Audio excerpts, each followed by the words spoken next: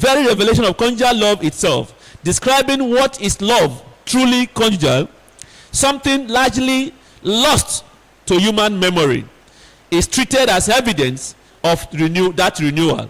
In conjugal law paragraph 59 and TCR 847 talks about that. Then why is married love given again to those in the new church? What about well-intentioned people from the other faith? The answer is, truly conjugal love is used to said to come solely from the Lord, and specifically from people who go to him directly and live the life of the church from him, because this love corresponds to the marriage of the Lord and the church, like I said, Lord and the church, and depends on the state of the church in the person. Since genuine truth about the Lord, that he is one and is God of heaven and earth, is central to the new church teaching, and since conjugal love in a person depends on the state of the church in him, it is bound up with the right idea of who God is and living according to it. So, like what Mawala asks about somebody who love marriage, who have married love, and this person will go to hell, it's very, very possible that is, he only claimed to have it. That is it. That person is claiming to have married love, because married love will subdue you to be a very good person. That's why I said marriage is as to regeneration. So without regeneration, you cannot make heaven. Yes or no? Christ says what? You must what? So can unborn again make heaven? No. So it must not be that because I'm married, maybe I was a virgin like all of you now who are virgin, and then at the end of the day you get married to a man. I'm going to make heaven because I married as a virgin. It's a lie. Oh. Except your character is in conformity with the teachings of the Lord. And take the Lord Jesus Christ as what? The one only God, the source of every wisdom and every power and every love is from him. Like I used to tell us in the church, myself, I am not enduring marriage, but I'm enjoying marriage. But I pray that you enjoy more than me, who are seated here. And how is it going to happen? It's your submissiveness to the Lord. It's your willingness to serve the Lord wholeheartedly. He will give you your own, that you have no problem about it. But if you are there to serve God and you want to serve yourself first, He will allow you, and that will come to you. Serve God with all your heart. Fear not. What did He say? Fear not, for I am what? With you, even unto the what? So don't think that the Lord is not seeing what you are doing. The faith you have for Him. Where are we? All right. We come to number 3, Abi. How is giving oneself to the marriage different from mutual love, which is wishing better for another than oneself? I don't want to read this one yet. Somebody can answer that question.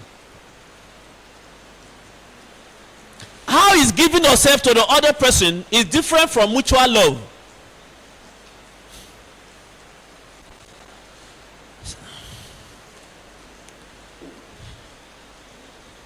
We don't want AI to give us answers all the time, because these are practical things that you have to. Yes, Mirabel, tell us. Don't know how to put it. Anybody? Okay, like what's mutual love and what's married love? Mutual love and marriage, which one is higher? So, which one allow you to give yourself to the other person? Married love. Are you getting now? Why now? They said that now. How is giving oneself to the marriage different from mutual love, which is wishing better for another than oneself?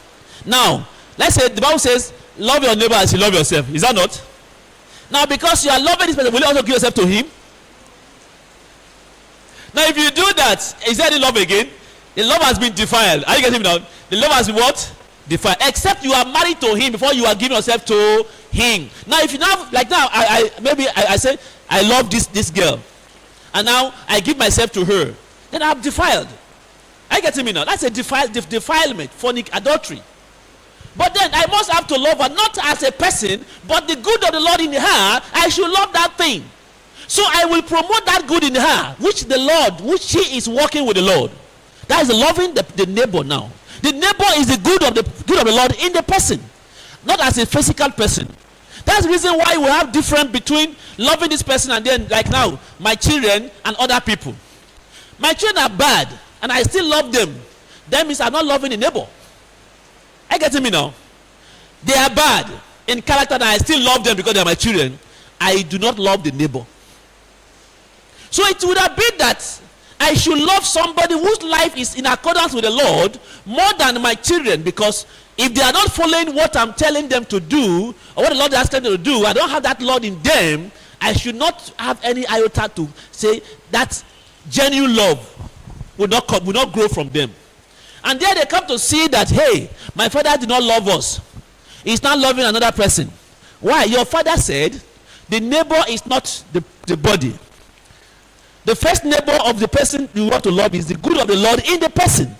And if that good is not there, why should I have anything to do with you? Praise the Lord. Your son is stealing. Yeah, he's still your son. But how will you love that kind of a child? So the only way you can love that child is to find way to reprimand him, make sure that thing is being what? So take him to prison. Let him learn lesson from the prison if that will be a way. How do we avoid becoming miters? That is, how do we avoid becoming sacrificial lamb and giving up our dignity and a healthy sense of self in the light of this teaching about giving oneself up to the marriage? Now, because I'm married, should I be an scapegoat in the marriage? Because I'm married, I should die. Is that what they're talking about? I'm married now, so I should die in the marriage. Even though the person is, they are trying to ask you something. Don't forget, you have given yourself to him. You have given yourself to him or her. So, anybody? Barrister, can you tell us? That is number 3. How is giving oneself to the married different from mutual love? Sorry, 3B. How do we avoid becoming miters and losing our own dignity, healthy sense of self in giving ourselves to the marriage? They said, I found emphasized that the self-giving is meant to be mutual. Listen very carefully. When somebody says, I'm giving myself, like for example now, my wife gives herself to me. What about me? I will not do the same. So in other words, marriage is not one-sided, is it not? So as she give her life self to me, I should also what? Now, it's a mutual agreement. And he said, in conjugal love, paragraph 226, it should not be one-sided. It should not be what? Note that trouble arises precisely when love exists in only one partner. Trouble arises precisely when do what? Love exists in only what? While the other does not reciprocate. That is described as a real problem, not the deal. In Akana 10,173 states plainly that the wish to dominate in marriage destroys true love because it takes away the freedom and thus also its delight. And that all freedom is rooted in love. And both partners are in freedom when one loves what the other thinks and what the other wills. So the doctrine itself guards against self-erasure. Healthy conjugal giving is not submissiveness to domination, but a reciprocal union. But what? A reciprocal union, where each partner's freedom and true self flourish precisely because it is returned in kind. Where it's not mutual, the writing called that a disorder to be addressed, not something to be endured as a form of self-sacrifice. The right thing is to tell you that because I want to die, I should not live there again. Because there must be reconciliation. Did I mention the word separation? Good. We accept separation. Because you are married to somebody, the person wants to kill you. You should be there. Kill me, oh, kill me. When you die, you have gone. No? You can't tell God that because I love my husband, I allow my husband to kill me. When there is a way, for you to prevent that, you don't prevent it and you die, and you have not regenerated. You are going to hell now. Because marriage is regeneration. A true married love is regeneration. Now, that's one thing that we need to understand. Number 4. What appeals to you most about marriage and married love? Yes, somebody. What appeals to you? Yes, Regina. Let's give me the microphone. Quickly. Be fast now. What appeals to you? Praise the Lord. Okay, so for me, what appeals to me about marriage and married love is that marriage is not a contract that ends over time. It is something that is expected to transcend even to eternity. That's one thing. Then married love is like a pool where the two parties involved in this union are selflessly contributing to it for the good of that entity called marriage. That way, nobody is now seen as I am the boss, or I am the king, or I am the all and all in this union. So everybody is doing their little bit into the same source that in the end would help the both of them to grow together. So this is something that is very fascinating to me, unlike what is being perceived outside, where you even hear them during their marriage vows. They will end it by saying, till death do us apart. But when you come to now understand that this is not something that is going to end with time, if you have it in you, it is something that will continue even hereafter.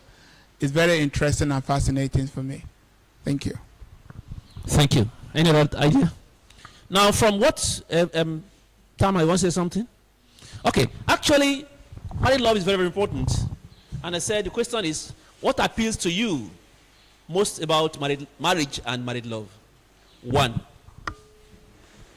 In marriage, my wife is not a slave.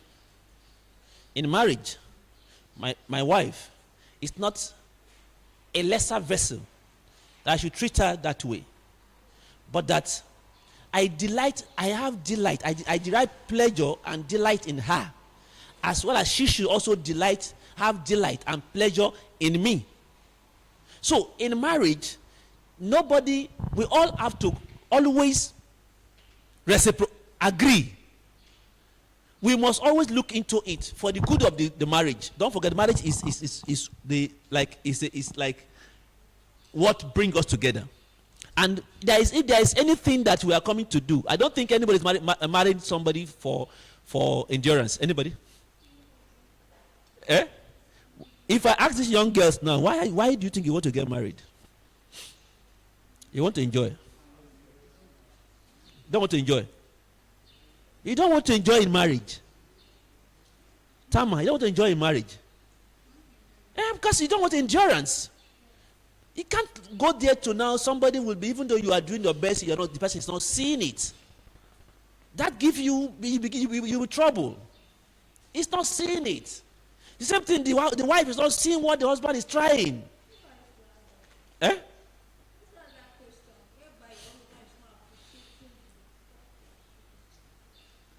Our have told you that don't expect the appreciation of the husband.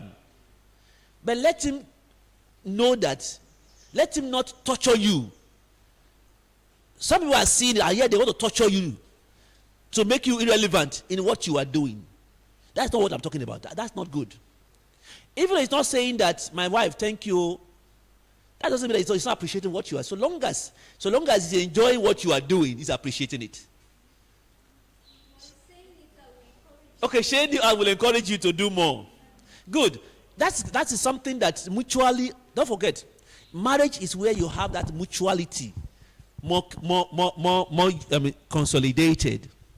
So you come to understand that marriage is something that is of the Lord. It's not your own. Is it our own? Marriage is not our own, no. Please. That's why we are saying that the marriage of the Lord and the church. So you are just like receiving what is good from him. So it's not your own. That's why God is marriage. Heaven is marriage, because heaven, what fills heaven is God. And that's love and truth, what make feel heaven. So for you to have heaven in your marriage, let there be love and truth filled your marriage. It says here, as you reflect, you might consider what the writing says makes this love so remarkable. What love? Don't forget, in the world, there are two words we are using in the church. But the church normally use the word conjugal love, not conjugal love. Look at these Latin words. Conjugal love is what they use in the marriage of the bodies. When two persons are getting, we say conjugal union. We say conjugal means the marriage of the soul.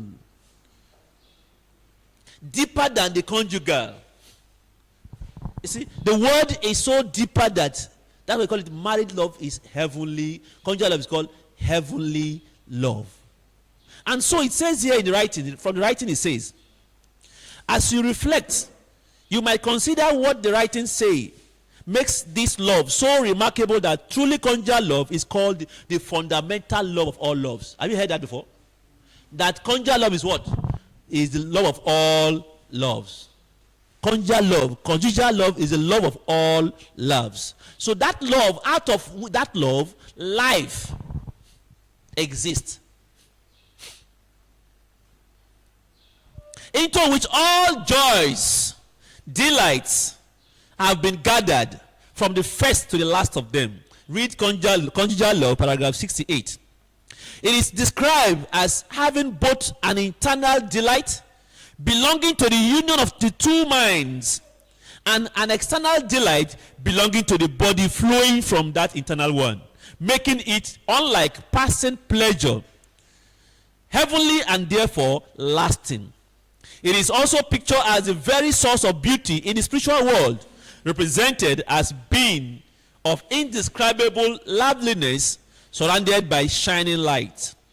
Ask yourself, which of these, the lastingness and the union of minds and the sense that it touches something ultimate in you, is what draws you? Now, something that you have, for example, now, if you buy this thing lasts forever. Then if you buy this other one, it won't last forever. Which one are you going to go for? Now let me say something again. When the Samaritan woman, when the Lord was talking to her, he said to her, if you drink of this water I am going to give to you, you will not be thirsty again. What then did she say? Give me the water that I will not come to this well again. So let's assume that you eat one food, that food you eat, you never feel hungry again. Those who are selling that thing, that will that person who have bought one will go and buy again? Then are you going to spend money on it again? Then it gets savings. So the money you are looking will be saving not for food again, for other things. But if you look at the world, Nigeria today, which area your money goes mostly? Which area do we spend money more? Food. Food. Not food. School. No. Food.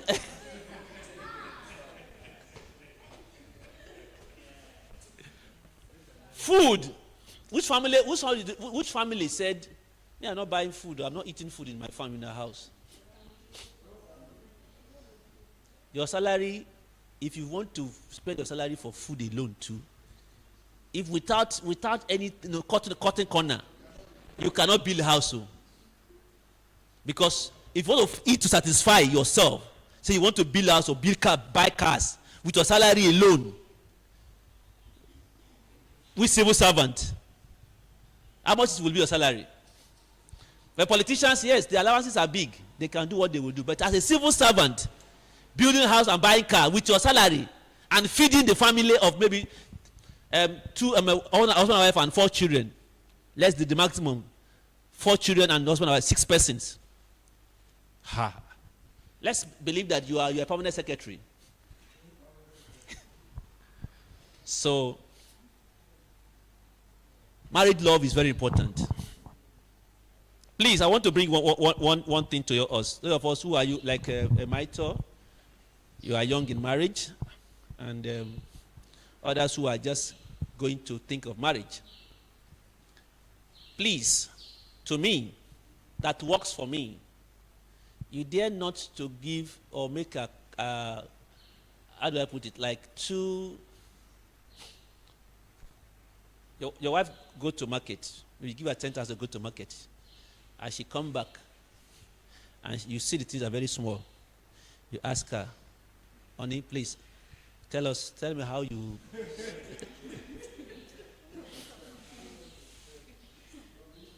Yes. These are the money I give you. This is the only thing you. Please don't do that. Don't do that. The woman is the head of the kitchen. Don't forget, no good woman can cheat her husband. Rather, she wants to make gain for the family, not for herself, for the raining day. She may go to market and maybe spend 10,000 and say she has spent 9,000, say she has spent 10,000. Reason best known to her is that the day that you don't have, that 1,000 she has kept somewhere can bring Krigana for you. But if she has used that, yes, that 10,000 is not even enough. But she was able to, because of the wisdom she has, because she was able to, for the love of you, not to go hungry when the time comes. She was able to save 1,000 somewhere. And that day she went, you give her 12,000 and she has saved 2,000. She said, "This is 12,000 something." She's not telling lies, but trying to make good out of your.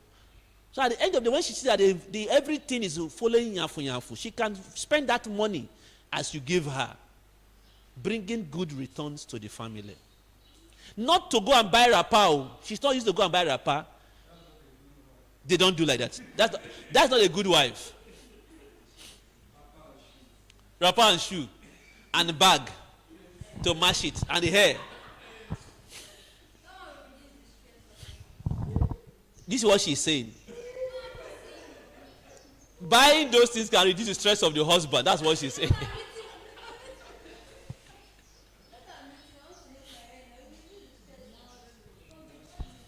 So the husband will not know that my wife should look beauty.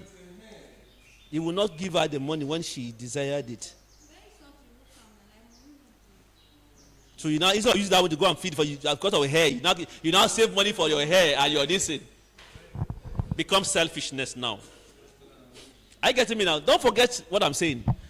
In the marriage love, don't forget what they say, that it is in the marriage that you are giving we have what is called internal and external mind. You know that? Now, the internal is being conjoined together in good and truth. Then external is come together in action, in service. So what you love, if you love this person, it must show in service. Yes or no? If you love somebody, what to go to show that this person loves me? It's not in the service. The service you render to the person knows that this person loves me. But when there is no service, like both of you are doing now, there is a they're talking of that. Fridge is by her side.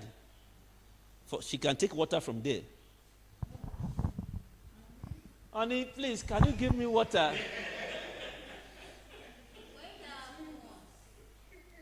You said what?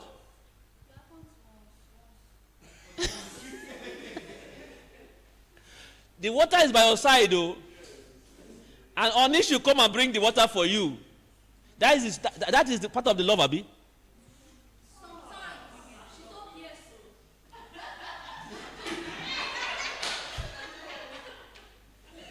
Okay, part of the service, the husband, the wife desired from the husband.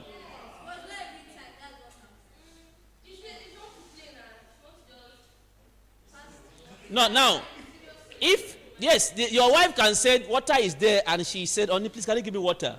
She is very busy in an important work. She can't send you. Is your head correct?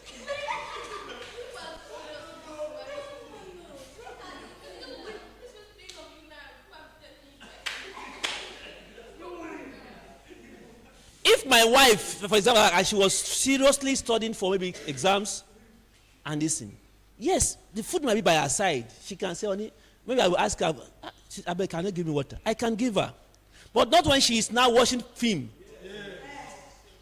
She's watching film. Because if she leaves the film now, one page will go. She now sending me to go and bring water. And water is... No, that is worldly affairs. It's not spiritually united. Because you must do things real and not for selfish gain. Yes, you want to say something? Take the microphone, please.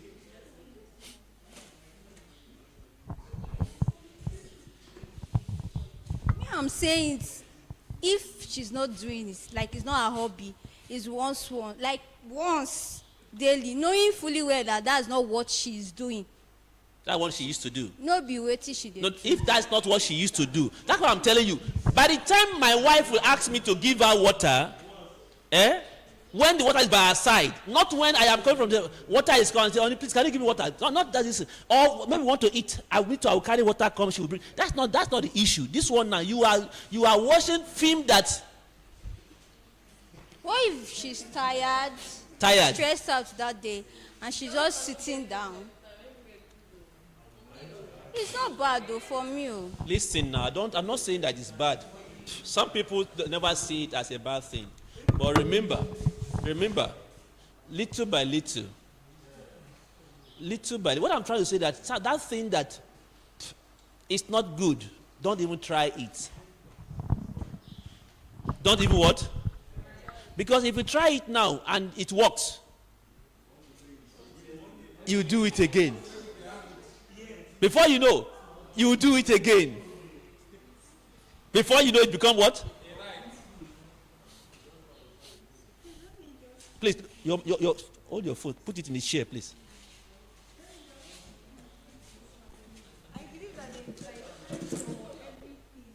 No, go ahead. They are hearing you. It's not on. Okay, hello. They are hearing you, don't worry. Okay, I believe that there is time for everything. There are sometimes you just need this baby girl treatment. So...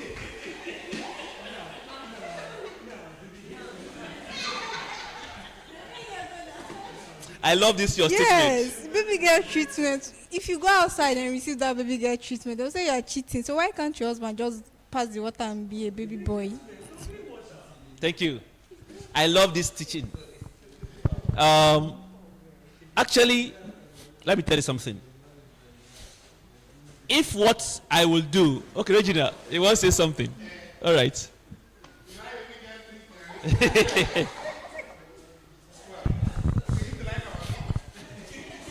You never tell me before. I will do that too. Please, all right. Stay on the bed. I'll bring food for you. Okay, so this is what kitchen now. This is what I think. To me, I don't think there is anything wrong with that. Okay, so that could be a way of.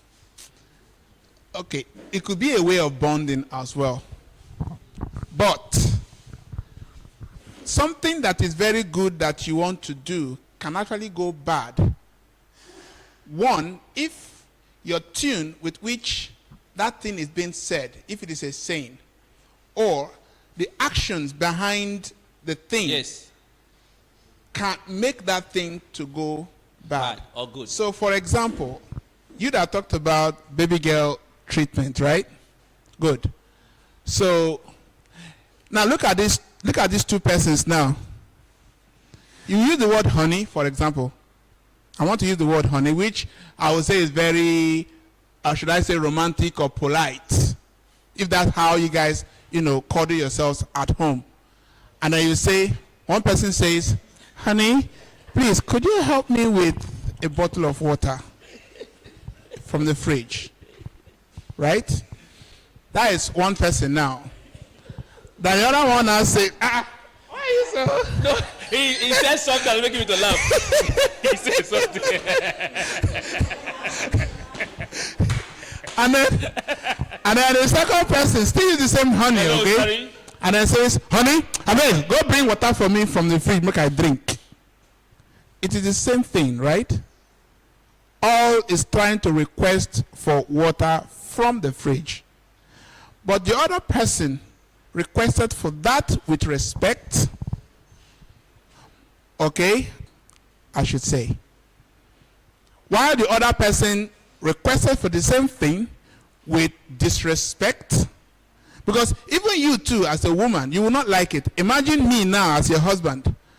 I just call you whatever name we call ourselves at home. And then with the tune to go and get me water. Even you too, you will feel embarrassed, you will feel insulted. But if I do it in another way, not hypocritically, I must add, I don't think there is anything wrong with that. Maybe it's even possible, because the husband can even reply you, can say, yes, I would have helped to do that, but right now I am in the middle of something. All right? Because you are not actually ordering the person to go get you water. So what I'm trying to say in summary is the way in which you say what you want from your spouse also will matter in this context. But generally, there's nothing wrong if you request, even though it is very trivial for you to just get up and get the thing you are requesting from your spouse. All right? But the way in which you say that thing is going to turn this whole thing. What kind of insult is that? Yeah. Is that not the fridge? My friend, go and get the water yourself. But the way you will say it, the person will be so delighted and privileged to say want to. You understand? So the manner of approach would also determine if this person is going to accept this thing the way you have said it or not. Thank you. Thank you. That is actually the way it is. What I'm trying to say, joking around, is this: is that what is good for the next person is what you are doing. In a marriage, we always look out for the good of the next person. And now, there's something we also know, that in a marriage, you're not in competition. Are you? It's not that the other day you were there, I gave you water, you two should bring water. Or I used to give you water when you are watching film.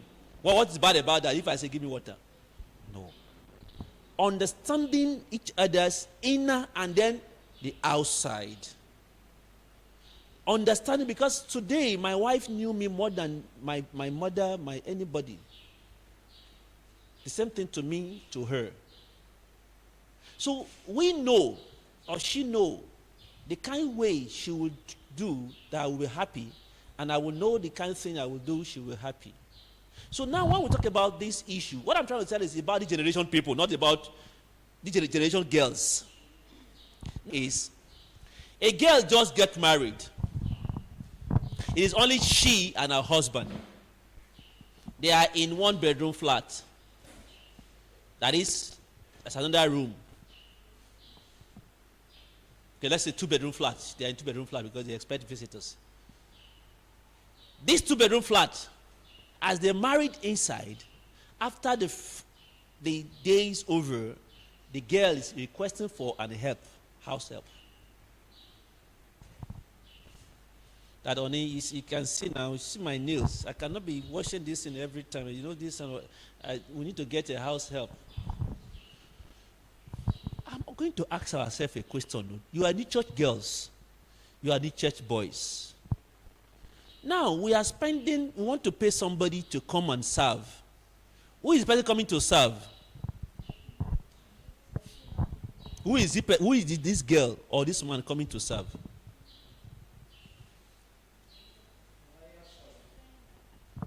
We are having a servant now. Who is he or she coming to serve? To serve both of us. Please listen to me very well.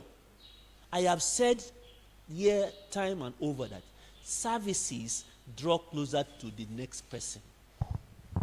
That's why service draw close to the boss. Let's take a look at a gate man. Common gate man. Is that what they call him? But the common gate man can approach the governor and talk to the governor. But can you go and talk to the governor? What do you call him? Common gate man. No? But because he has a service to the governor, he can go to the governor and talk to him. You that is a big man.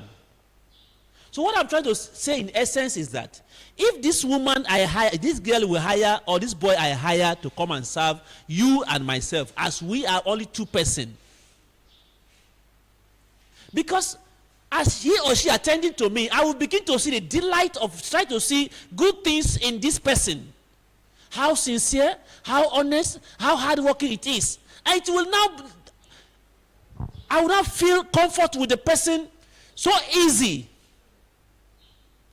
Because these are things that the service that you give to your husband and wife, don't forget, you are married to something, you are loving something you don't have. You are married to something what you don't have. This one to marry to something that she doesn't have. So now, after going together, you now forget that thing that will bond you together. No more service again. All what you want to do is, the only when two of you are having love making, that's when you are serving your husband or you are serving your wife.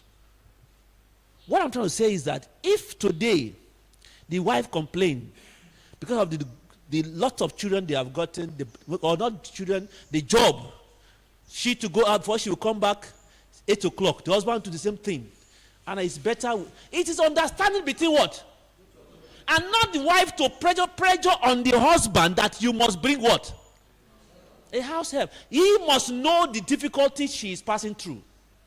For example, now today, if my wife is in a state of work and see that she comes home late and it's only between me and her, and if I'm still strong and I'm not that busy, there are things I can do in the house. And when we see that those I'm doing, it's not, listen, okay, we now agree. Let us have somebody coming to wash these clothes for us once a week. Then clean the house once a week. The person is not going to stay with us. The person come and clean or do what he want to do. Go back to his or her home place. Other time we manage ourselves with whatever time we can do. It's understanding. But this one now, you are just marrying to the person. Sometimes you are even a full housewife. And you are now demanding a house help. And don't forget what I hate most in the marital, this house help issue is that you want to subject that human being as a slave in the house. And I don't want to see that. Even though we are paying the person is doing a very good job. And so he or she must accord with that respect. So what I'm saying here is that what you are laughing, Maito and his, when he said, so we call their husband honey, he said she will call him Maito.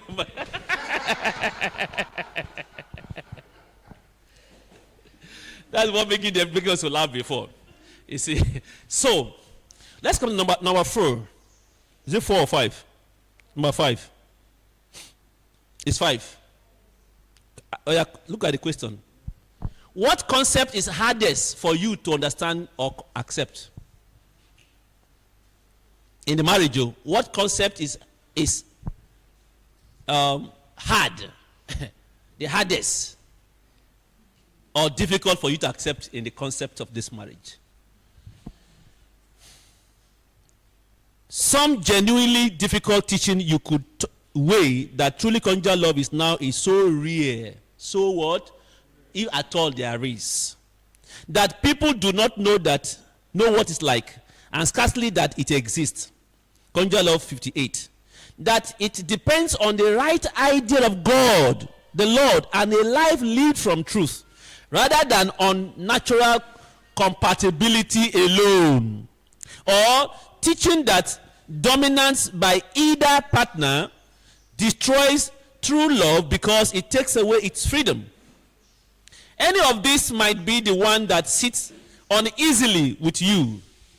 That is what naming honestly rather than closing over it. Now take a look at it. I have said to us, yesterday I was seeing the wife was telling the husband was telling the wife, right, look at it, 50-50. From today go, from now on, the house, everything in the house, we are going to, you will bring 50, I will bring 50. The wife say, okay, 50-50. That what you said? It's good. I agree. But, honey, you will do 3 days house chores. I will do 3 days house chores. Then the 7th day, we all will do together. You will do 3 days breastfeeding. I will do 3 days breastfeeding. Then the 7th day, we all feed our. What are you saying? How can that be?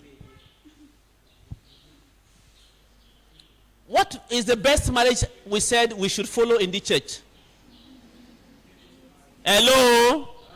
What is the best and lovable marriage we said we should practice in the church? All say it. All say it. Unity marriage. And not equity nor domineering marriage. We have these three forms of marriage in this world now. Equity marriage, domineering marriage, and unity marriage. Unity marriage is that marriage that works well as the real husband and wife. That is the husband and wife. Your husband own is your wife own is your own. In some cases, some wives, their wealth is their own, while the husband own is our own. While in some other cases now, the husband own is his own. When the wife bring, it's our own. It's happening.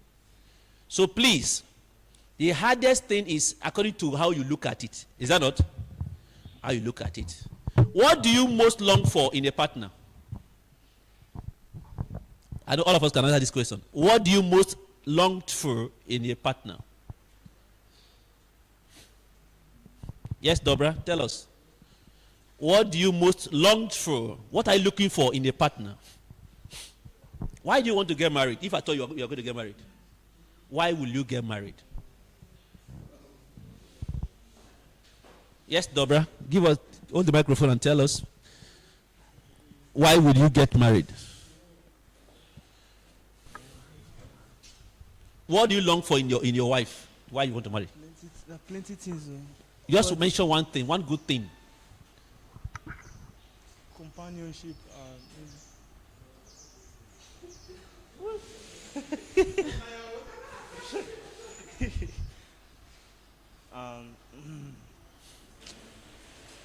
Companionship is like just companionship.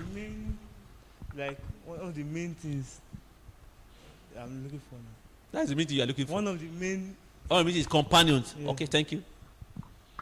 Yes, D-boy.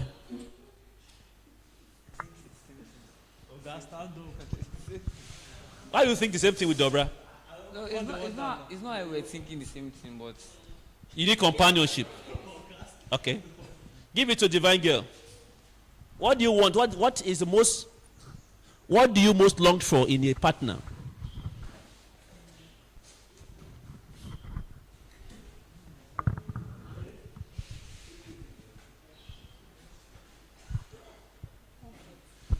Comfort. Couples. Comfort. Comfort zone is what you are looking for. All right, thank you. Yes, can anybody give us what is the most, what are that thing you are looking for? Partners, do you want the partners to be like you or different from you?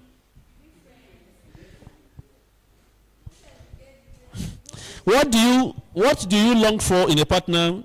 In conjugal law, paragraph 227 and 228 says, note that partners always bring both likeness and differences, and that no conjunction can be achieved with the similar qualities because they are incompatible.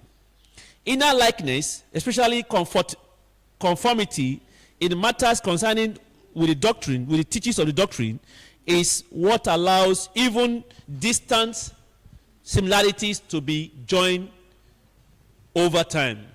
That might prompt you to ask whether what you long for is a particular temperament, shared values, shared faith, or something else. So now, one thing that we need to look at it is that what do you want from a woman? If that thing is there, you too, you have that thing.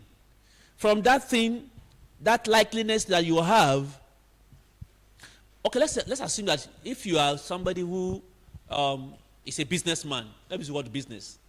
You are a businessman, and your wife loves that same business. Will you be happy? Will you be happy? What if your wife doesn't love that business? But she's also doing another thing that is good. You will still be happy. But then, there is but there.